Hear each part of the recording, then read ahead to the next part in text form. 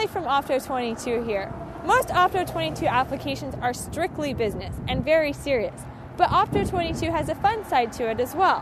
What a better place to look at a fun application than the Carnegie Science Center in Pittsburgh, Pennsylvania. The Carnegie Science Center is huge and has many displays, including a miniature railroad and village. But this is not just a little train set that my family puts up for the holidays. This display is huge, and we're going to go take a look at it right now.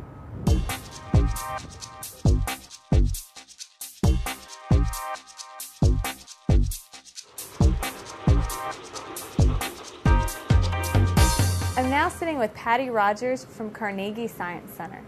Patty, can you tell us a little bit about yourself? I'm the coordinator of historic exhibits here at the Carnegie Science Center. I've been fortunate enough to work with the miniature railroad for 16 years in just about every capacity. My understanding is that the miniature railroad has been with the Carnegie Science Center for many years. Can you give us a brief history about the railroad? The miniature railroad is actually 87 years old. It'll be 88 years old this year. It was started in Brookville, Pennsylvania on Christmas Eve in 1920 in the home of a man named Charlie Bowdish. And Charlie Bowdish's display came here to Pittsburgh in 1954. And it's been a tradition here in Pittsburgh ever since. What we're going to do is a year-long process now. We have a staff of volunteers, about 50 volunteers that work and present the exhibit to the public every day. We have staff along with myself who may help maintain it, other technical staff, machinists here, fabricate each and every gear and cam that go into the handmade animations, and it's just really a team effort. We want to show the industries that Pittsburgh was built on in the era that we represent, which was 1880 to 1930, the steel, the coal, and the railroad, the rivers. And then we also want to show the models that are unique culturally and architecturally. And those displays are made in this room, right? Absolutely. The room that we're in right now is the Miniature Railroad and Village Workshop. And this is pretty much where it all happens, behind the scenes. This is our workbench where the models are built. And as you can imagine, over all these years, we've amassed a lot of pieces, all hand-built. But this is a lot of our storage, a lot of the finer pieces. And of course, we store all the tools and materials that it takes to craft each model every year. My understanding is that you're using the Opto22 control to do the animation along with the lighting. Why did you guys end up using the Opto22 platform? When we brought on teams of experts to help us design this exhibit, it was then and is still now the best technology for this exhibit. The goal was to maintain the magic and mystique of the exhibit while they're in the room. The magic would be broken if we were fixing things and they were obvious, and that doesn't happen, so we don't have to worry about that. We've had an Opto22 operating system, Opto Control, all these years that it's been here at Carnegie Science Center, so that would be 16 years, and we've upgraded it along the way, and we've changed things, and we wouldn't do anything differently. It runs seamlessly. It's extremely dependable. You hit the start button on the touch screen in the beginning, and it runs flawlessly all day. We wanted to make the system as user-friendly as possible for the people who actually run it. I was excited to say, hey, listen, we can really kick this up a notch, and we've been able to do that so far. My name is Lou Bertha. I'm with RDI Controls.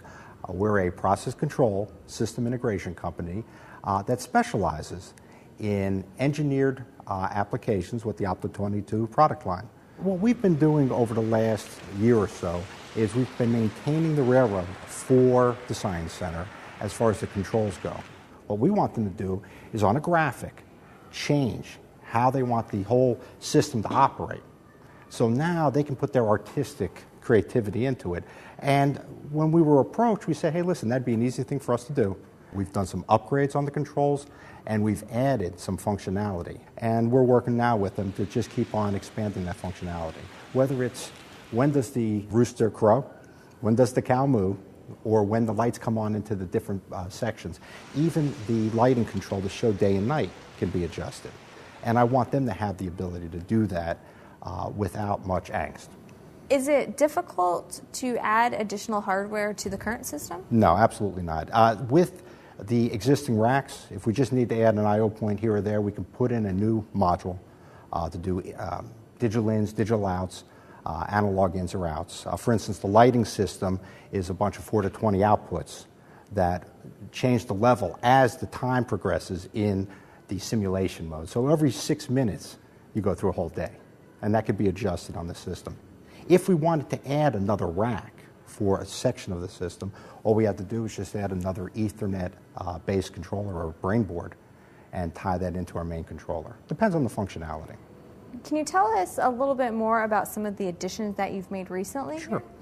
We had added on the roundhouse and the switch yard. We did that with a PAC R2 and added a G75 terminal so they can have local interface to show the kids and everything how things operate. The roundhouse is being driven by a servo motor, and we're looking at the counts, the pulses, to determine where we're actually situated. For local control, we have the G75, and it allows us to select and program macros in. So we can route the trains as they come through the setup to go on the particular routes and hit the roundhouse, and then park them into the various bays. We get the kids coming in here, looking at this system, saying, wow, how does that work? How do you do this? And it gives us a chance, I've talked to a few of them, to explain, hey, this is all engineering. This is stuff, whether you're doing it on a model railroad or doing it on a combustion turbine or factory process automation, they're all part of the same concept. So it's one of those things that try to excite kids as they're coming into it in the reality of the engineering field. All right, well, thank you, Lou, for sitting down and talking to us today. I know that you have a very busy schedule, so I appreciate you taking time to come play with your toys and explain to us how they work. You gave me a chance to play with my toys, and I appreciate the time. Thank you guys for watching this application about Carnegie Science Center and their miniature railroad. If you'd like more information about this application or other applications, please visit the Opto22 website. Have a great day.